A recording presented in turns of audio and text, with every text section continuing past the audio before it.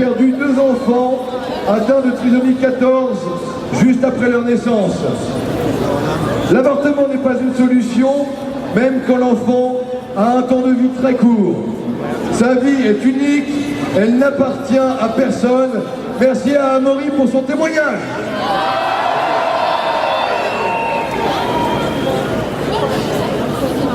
Il y a 20 ans, je suis venu ici pour la première fois à la marche pour la vie, pour défendre la vie, en pensant surtout aux autres. Il y a 15 ans, je me suis marié avec mon épouse Dorothée pour le meilleur et pour le pire, et en pensant surtout au meilleur.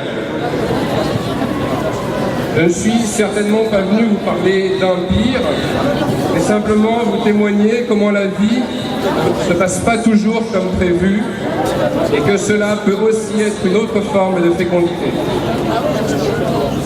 Après 5 enfants nés sans problème, en juin 2011, nous avons appris que le petit garçon que nous attendions était atteint de trisomie 14. Verdict, quelques minutes de vie après la naissance. 9 mois de grossesse, quelques minutes de vie.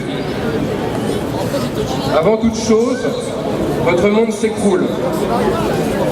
Vous savez que ça peut arriver, mais pas à vous. Vous allez sur Internet, forcément, c'est l'horreur. Pas envie de débuter une nouvelle journée, de travailler, de faire quoi que ce soit. Pas un cauchemar, mais plutôt une impasse. Ensuite, dans un monde de normes, de règles, d'utilité et de rentabilité, tout cela ne va pas. Interrompre une vie qui de toute façon va s'interrompre peu ou prou à la naissance, ce n'est pas vraiment l'interrompre, c'est juste avancer un événement naturel, vous souffle-t-on. Et vous écoutez. Vous écoutez parce que ça fait 1 semaine que vous prenez des coups tous les jours dans votre impasse. Vous écoutez jusqu'à ce que vous vous disiez que vous l'avez voulu cet enfant et qu'aujourd'hui il est là. Alors c'est vrai, il n'est pas du tout comme vous l'aviez prévu. Il ne fera jamais de grandes études, ne sera jamais grand et fort, mais il sera toujours là. Et en tant que parent, vous l'aurez accompagné, pas abandonné parce qu'il est malade. Et de cela, vous en serez fiers toute votre vie. Alors vous quittez l'impasse pour avancer pas après pas, jour après jour.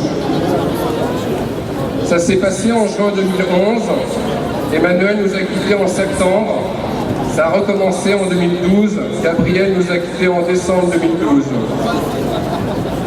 Puis un jour, sur les chemins de Provence, début juillet 2013, nous avons décidé avec Dorothée de tendre la main à ceux qui sont dans cette chute et de créer Thanks for Life,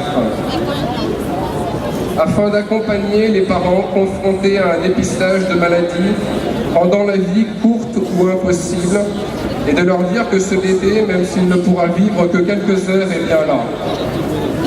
Pas de substitution aux équipes médicales en place, juste soutenir les familles en trouvant des mots de parents passés par la même épreuve.